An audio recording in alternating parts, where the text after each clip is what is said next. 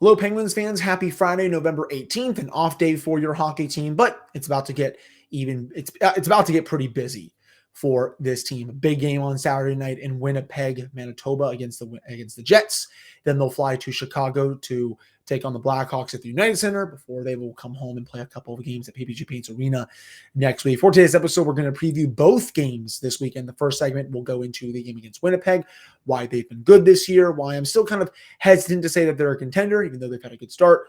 We'll then go into Chicago and why they're just absolutely horrible this season. And then we'll finish off the show talking about the power play and how, even though it did look good on Thursday night and went 2 for 5, there's still a lot of areas that I think need to be cleaned up with it. So look for all that coming up right after this. You're Locked On Penguins, your daily podcast on the Pittsburgh Penguins, part of the Locked On Podcast Network, your team every day.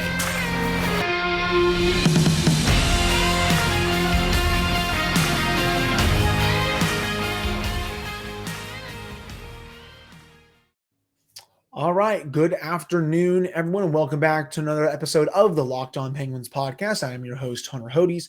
Remember to follow me on Twitter at Hunter Hodes. You can also follow the show's Twitter at @LORSpenguins. Yes, Thrawn, you can say hi. Yep. I can pick you up here. Say hi to the camera. Yep. Wave your paw. Okay. You can go back down now, buddy. Again, plug the socials for you all. Thrawn has just decided to be a total nut. Today. Today's episode is brought to you by BetOnline. BetOnline has you covered this season with more props, odds, and lines than ever before. That is BetOnline, where the game starts. Again, you can follow me on Twitter, Hunter Hodes. Follow the show's Twitter at @LORSpenguins. And for another time, thank you so much for making this your first listen of the day. So let's get into today's show. The Penguins will face off the first of two meetings against the Winnipeg Jets and the Jets. So far this year, they've won 8 of their last 10 games. They're 10-4-1. They're 1 point out of first place in the Central Division right now. That's, I think, kind of due to the Avalanche being off to a little bit of a slow start. They're 9-5-1, so they're at about 19 points. But the Jets have been playing some good hockey this year. And, it looks like Rick Bowness, obviously a good defensive coach. I kind of dumped on that hire when it was made, but, he has the Jets playing some pretty good hockey right now. And, you look at who's leading the way. It's Kyle Connor and Mark Scheifele. Connor has 15 points in 15 games. 5 of them are goals. Scheifele actually leads the team in goals. 10 of them, 14 points in 15 games. Josh Morrissey has 16 points in 15 games. Pierre-Luc Dubois has been awesome. Neil Pionk, Blake Wheeler, Adam Lowry, the usual suspects for the Winnipeg Jets. And, of course, Connor Hellebuyck, who, in my opinion, is one of the 3 best goaltenders in hockey. You look at their lines right now. If you go to Daily Faceoff, Connor does play with Scheifele and Sam Gagner on the top line. So anytime you can put Connor and Scheifele together, good things are going to happen. And they both have been awesome this season. Kyle Connor is actually just coming off a hat trick against the Anaheim Ducks on Thursday night. That was a 3-2 overtime win for the Jets to get to 10-4-1. On their second line, Cole Perfetti with Pierre-Luc Dubois and Blake Wheeler. Wheeler, not what he used to be, for sure, but he still has 4 goals, 10 points in 15 games this season. Dubois is almost at a point per game pace. He's someone to, I think, keep an eye on these next couple of years. I'm not really sure if he's going to be re-signing in Winnipeg. I've listened to 32 Thoughts a couple of times over the years where they've talked about Dubois, and he seems intent on testing free agency. I don't know if he wants to sign back there, but as long as he keeps playing at this pace, he's going to get a lot of money for whoever signs him. After this season or and then it's in the season after that. Adam Lowry is on the third line. David Gustafson's on their fourth line. And some of their bottom 6 just kind of has a bunch of players who, I guess they're kind of to say the least. Two of their players down there, 4 combined points. Axel Janssen, Fayalba, I think he was a former member of the Capitals. He only has 1 goal in 13 games this season. Dominic Toninato, no points this season. A lot of their players down in the bottom 6 have really just not done anything. It's mainly been their top 6 that's carried them this season. And what do you know? That's basically what's happened with the Penguins so far, even though they're a little further behind in the standings. The situations are kind of similar. The Jets literally get no offense from their bottom six outside of Adam Lowry, who has 3 goals and 8 points so far this season. Everyone else either has 1 or basically no goals. All of their offense forward-wise has come from Dubois, Scheifele, and Connor. One of their big injuries right now, Nikolai Ehlers, he is still on IR. They're also without Dylan DeMello, Mason Appleton, Morgan Barron, Logan Stanley. Defensively, it's not the best group, but they get the job done. Morrissey, he has been electric for the Jets this season, leads the team in points. He's someone who you don't usually would think is a number 1 defenseman, but he is still a good player. Neil Pionk had a really good year a couple of years ago, kind of went in the opposite direction last year. This year, though, off to a good start, looking like the Neil Pionk that we saw from a couple of years ago. Brendan Dillon, former Washington Capital, and Nate Schmidt, former Washington Capital. They are both on the same pairing together. And then Dylan Sandberg and Kyle Capobianco that it makes up the third pairing. So they're not deep on defense, but they do have some good players down there who can push the puck, play well in their own zone. And, when you play a style that, Rick Bowness, that kind of coaching where it's very defensive, they're not high scoring games, at least, Rick Bowness, if he could win every game 1-0 or 2-1, he would. Heck, even maybe 3-2 sometimes is a little too much for him. But, you know what you're going to get. And I think the Penguins, they're going to have to, they're not going to get a ton of good chances on Saturday, but the ones that they do get, they're going to have to try to make them count, because in net is the greatest equalizer, and that is Connor Hellebuyck, who, again, he's at least the 3rd best goaltender in hockey. You can even make an argument that he is better than Vasilevsky or Shesterkin. I personally think they are just a little step above Hellebuyck, but Hellebuyck is off to another great start. He's honestly been carrying that team for the last several years. The Jets are a team, to me, could they make the playoffs? Sure, they're off to a good start right now. They're 1 point out of the Central Division, but I just don't see them as a team that it would really go anywhere once they get in. I mean, sure, Hellebuyck gives them a chance in any game, but even with Ehlers back, I just don't think they have the offensive firepower to compete with a team like Colorado in a 7-game series, to compete with a team maybe even like, I don't know, Dallas in a 7-game series. I think Minnesota and St. Louis are going to start waking up here at some point. They mainly just rely on a few players to score their goals, and everyone else just goes out and plays defensive-minded hockey. So as long as the Penguins, they're able to contain Connor, Scheifele, Wheeler, and Dubois and all those guys, they should be fine to win this game, unless, Connor Hellebuyck just comes out and has a 50-save shutout or something like that.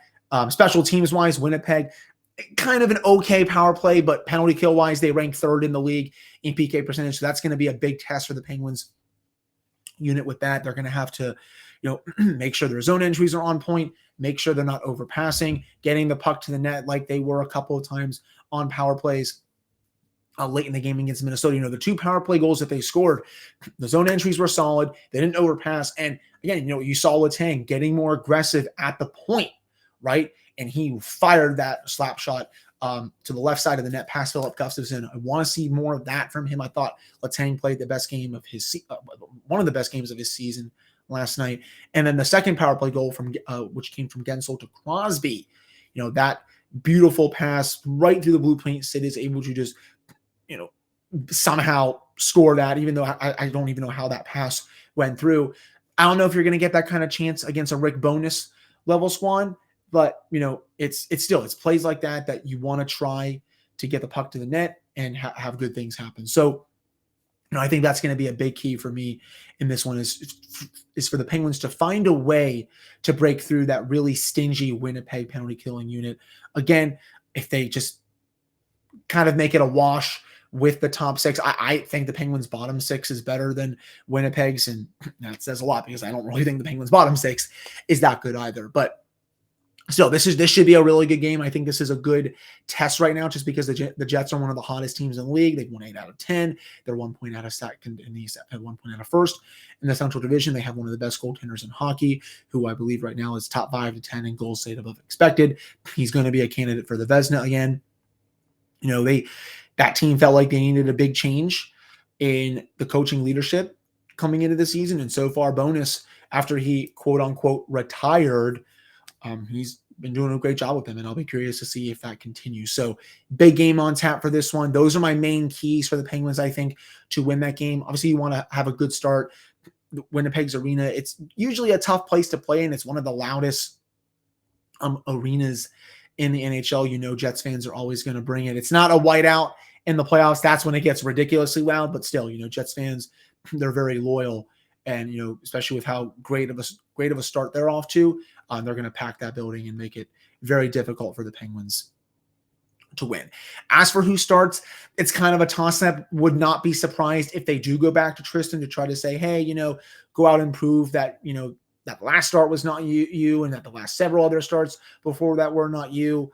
We'll have to see, but I also would not be surprised if it is Casey DeSmith. If it were me, I'd probably go Jari for this one and then DeSmith for the one in Chicago. You could do either one just because the Blackhawks are not that good, and I'm going to touch on them a little later on in this episode. But, all that matters is that this team gets better goaltending down the stretch. None of their improved play, 5v5, penalty kill, defensively with taking care of the puck, none of that is going to matter if this team cannot get saves on a consistent basis. It doesn't matter who is in the net. Tristan Jarry, for example, had 919 save percentage last year, about 58 appearances this year, well below 900, bottom 5 to bottom 10, and goals saved above expected. For someone that wants to get paid, he's not showing the management regime that he deserves that right now. And if he doesn't turn around, I don't think the Penguins will hesitate to look somewhere else for their number one goaltender after the season. So again, none of this recent play will matter unless the team doesn't start getting saves from either goaltender. They've won 3 out of 5. It's good. They've climbed back up into close to the playoff position. They're 3 points out right now, if my math is correct. They're about 9th, 10th place in the East. They're not in 14th or 15th anymore. They're kind of just in a jumbled mess of teams right now, but still, they got to get saves on a consistent basis. Tristan, he let a few goals in last night that he usually doesn't. That game probably should have been 6-2, 6-1 or something like that. So we'll have to see what happens with the goalies. And I'll say the same for DeSmith. He needs to be a bit better as well. So that wraps up this preview for the game against the Jets. It's always fun watching them play. Winnipeg, I love watching Kyle Connor, and Scheifele has been underrated for numerous years at this point. And I know Wheeler used to be awesome, and he's kind of, I wouldn't say he's fully washed, though he's getting there at this point. He's still always been a good player. And of course, I always will love watching Carter Hellebuck. He's incredible. So that wraps up this segment. Coming up in the second segment, we're going to preview the game against the Chicago Blackhawks on Sunday, just look into how brutal they have been this year. But before I get to that, let's get into BetOnline. It's your number one source for sports betting info, stats, and news and analysis. You can get the latest odds and trends for every professional and amateur league out there, from football to basketball to soccer. The World Cup is coming up in just a few days for my soccer fans to listen to the show. There's also esports for those that like, Fortnite, Warzone, Overwatch, any other game, Apex Legends. We've got it all at betonline.net. And if you love sports podcasts, you can find those at BetOnline as well. We're always the fastest and easiest way to get your betting fix. You can head to the website today or use your mobile device to learn more. That is BetOnline, where the game starts. All right, I'm back in this episode of the Locked On Penguins podcast. I am your host, Hunter Hodes. Remember to follow me on Twitter at Hunter Hodes. You can also follow the show's Twitter at @Penguins. And of course, thank you all so much for making this your first listen of the day. So let's get into the Chicago Blackhawks this season. This is the Hawks team that they were set up to tank this season. Their management regime came out and said, yeah, we're going to stink. That's the direction we're going in. We're rebuilding. Jonathan Taves and Patrick Kane obviously are not happy about it. I have to think they're going to get traded before the trade deadline. I think they're going to have suitors. Kane especially, he's still a world-class talent. Taves is still a good player, not nearly what he used to be. I still remember when people used to say that he was better than Sidney Crosby. Hint, he was never better than Sidney Crosby. I don't know why that trend even started to begin with. I guess people just hated Sid that much, but still, good player, can be serviceable on a cup contender, and I think both of them will be gone by the time the trade deadline rolls around. Right now, the Hawks, they've lost 8 out of 10.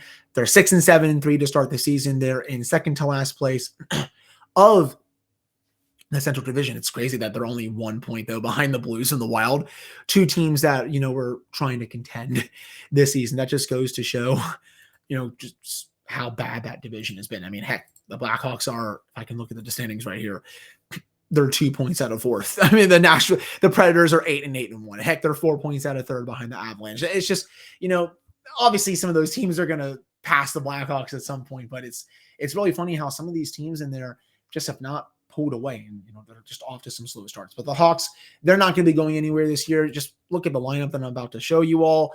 I mean, Philip Kurashev, Max Domi, Patrick Kane. I mean, when Max Domi is your top line center, that's just an unserious team right there. Andreas Athanasiou, Jonathan Taves, and then Taylor Radish on the second line. Athanasiou, I definitely think he can get something at the trade deadline. He's always been a pretty streaky scorer, someone who has a nice shot. Would not be surprised if the Blackhawks maybe got like a mid-round pick or something like that.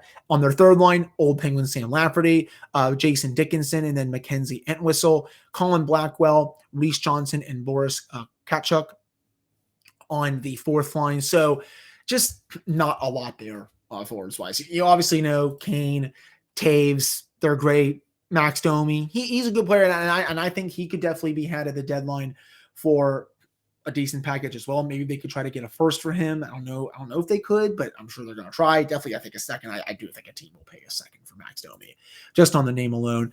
Athanasiou, Kurashev, I think could go. Dickinson, who they acquired from Vancouver, I think he could go. They have a lot of flip candidates there where they can just keep stockpiling on draft picks during this rebuild. Defensively, their lineup, I'm not kidding. Jack Johnson is on their top pair with Ian Mitchell, Jared Tenorti, Connor Murphy, Jake McCabe, who is honestly not a bad player, is on their third pairing, and then Philip Ruse is on their third pairing as well. That honestly might be one of the worst defensive pairings I've ever seen in my life. I do not think, other than Jake McCabe, who's okay, none of those defensemen are any good. The Penguins, I know that they're going to be playing on a back-to-back in 3 games in 4 nights. They basically almost have no excuse to lose that game. I know they're playing in Chicago, a place that they have not won in since Nam. The fact that I can't even remember the last time they won in Chicago just goes to show how awful they are there at the United States. I'm going to actually try to look this up for the Penguins. Last time the Penguins won in Chicago, because I am trying to figure this out, and I just really, I wish I could find this head to head. Well, at least I found the head to head.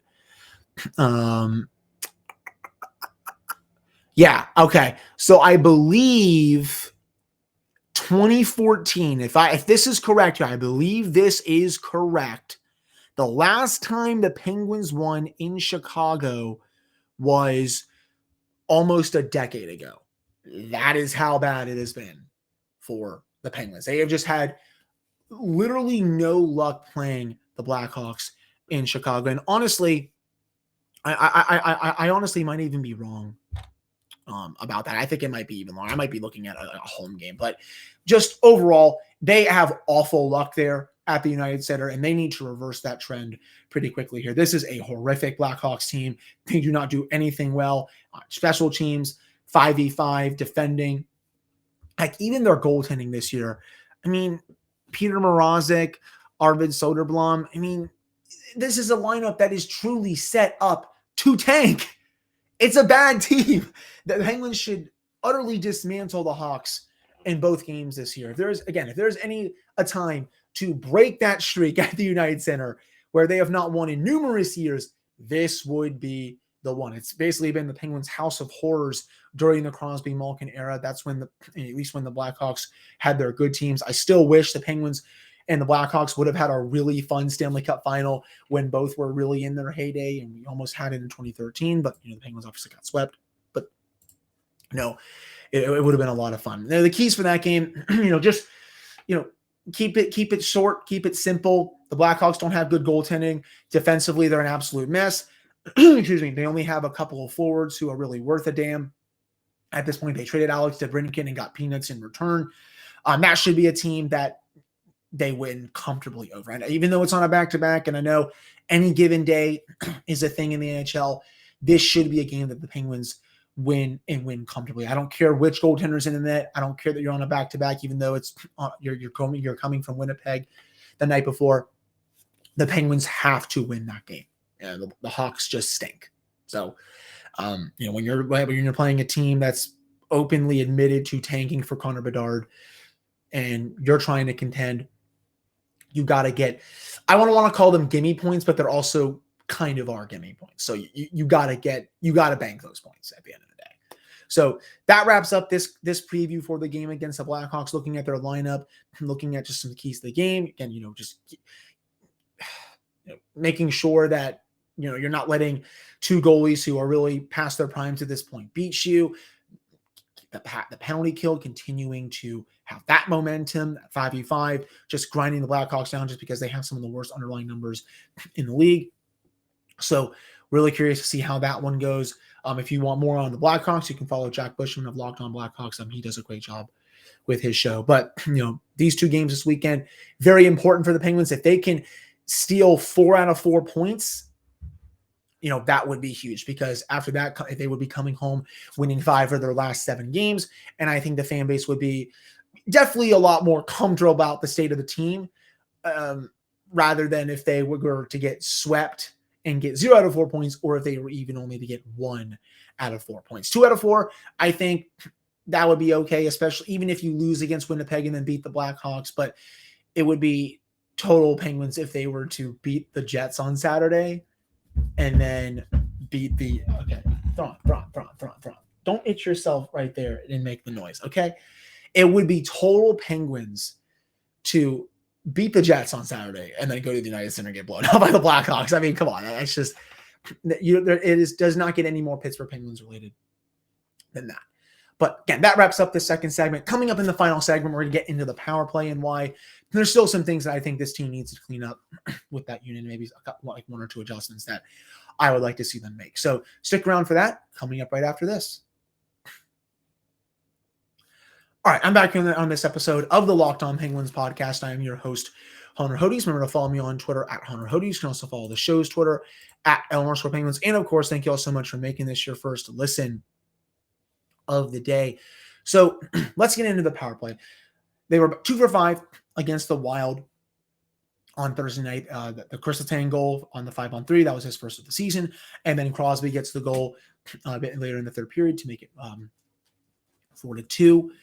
And it was obviously a beautiful pass from Gensel to Crosby right in the net front. But otherwise, the power play just looked very disinterested. And I even put out a tweet that I still think stands today, that I just don't know what they really do to practice the power play. During those practice sessions, it just seems like they keep doing the same stuff and they're hoping that it works. And sure, it worked against the Wild. You scored 2 power play goals, but going up against a team like Winnipeg, who again is one of the most stingy penalty killing units in the league, I don't think that stuff is going to work. And for the zone entries, I would love to see them get away from that drop pass where Chris Letang is coming up and then he just kind of sky hooks it. I wouldn't say sky hooks it, but he just passes it back, leaves it for Evgeny Malkin, who comes into the zone. But, a lot of times, well, a decent amount of the times, I should say, he comes into the zone and then the puck is just taken from him and then it's just fired down, or whoever it is. And I just don't think it's a good recipe for success. I don't know why you have to go backwards in order to go forwards on the power play. Just when the puck is cleared down the length of the ice, Tristan Jarry, Casey Smith, they come out to give it to you. Just come up the ice and just go into the zone, make a pass. You don't need to pass it back to have zone entries. I don't understand that. We've seen it so many times over the years with this unit. It does not matter who is coaching the power play unit, the first or second one. They have that stupid drop pass, and it drives me absolutely crazy. I still notice that they were also overpassing a lot in that game against the Wild.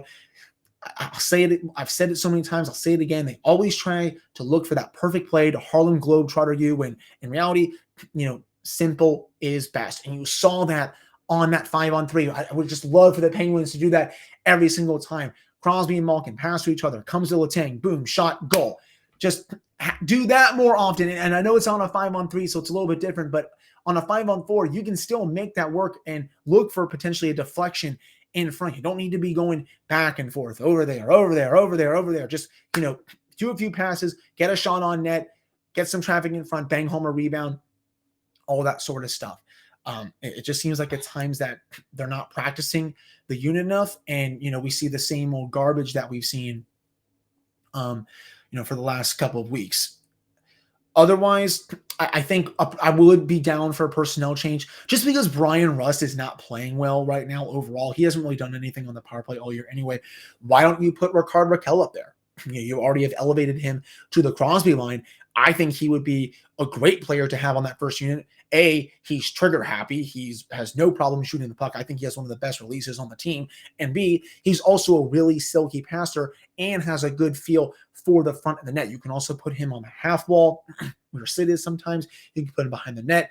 He can play a lot of different positions, I think, on the power play. So that is definitely an area that I would look to change. If I were Mike Sullivan, I would make the decision to change that.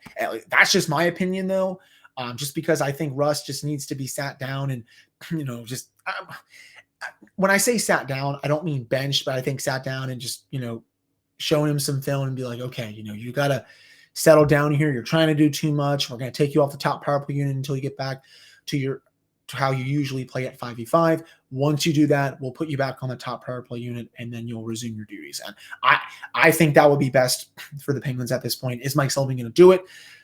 Probably not right now, but just because they scored 2 power play goals on Thursday. But if the unit does continue to have more struggles outside of those that 2-goal game, I do think you will see a potential change, in that area. And again, Rakell, he's great on the second unit. He fires the puck very often. Him, Zucker, it's honestly why you see the second unit outpacing and sometimes outproducing the first unit. Petrie at the point, he's never really been that good of a power play quarterback throughout his career. The numbers are not super kind to him, but he's been trigger happy as well. He's getting the puck to the front of the net. He's also been doing a good job going to the right side of the offensive zone, coming down towards the side of the net, and then firing it back up to the point or just firing it to the net. He's reading the ice really well, I think, on the power play right now. And then when you have Zucker, who has no problem firing the puck to the net, he's been outstanding this season, and Rickard Rakell, who I think should be up in the top unit, and then Danton Heinen, who usually has a great shot as well. It definitely has the makings of a very solid second unit, and it's why you've seen the Penguins, score a few goals with that unit this year. So that's really what I have to say about the power play and their struggles. I'm still not particularly happy with that first unit. I still want to see more consistency with them and hopefully a personnel change. But the recipe for success for that unit, it was there. On Thursday, you saw on those 2 power play goals how, they can be successful almost against basically any penalty killing unit. But, the other times, especially when you play a team like the Jets, they're going to make it easy on you if you just play the way you did on your other 3 power plays against them. The Penguins will have to hope that they can carry over that level on the 2 power plays that they scored over the game against Winnipeg and in the game against Chicago. And that will wrap up today's episode of the Locked On Penguins podcast. I really appreciate all of you listening to this one. For next week, we're going to fully recap both games over the weekend against Winnipeg and Chicago. We're also going to preview some of the other games and then, of course, recap them on the show and, of course, touch on a whole multitude of other topics surrounding this team. And before I let you all go, I thought it was 2014 the last time the Penguins won in Chicago, but then it came to my memory like, nope, I think that was the year when Patrick Kane had that shootout winner against them when he deked Marc-Andre Fleury's toes off. But the last time they beat Chicago at the United Center, February 27th, 2009, a 5-4 overtime win when Antiniemi was in net for the Blackhawks. And obviously the Penguins won the Stanley Cup that year. And here's another thing. This might make you feel old. It makes me feel old, that's for sure. I just turned 25 3 days ago. The Penguins last won in Chicago when I was 11 years old. They are due. This has been a total house of horrors for them for the last decade plus. They need to win this time in Chicago. So we'll have to see if they can accomplish that feat on Sunday. Again, thank you all so much for listening, and I will talk with you all on Monday.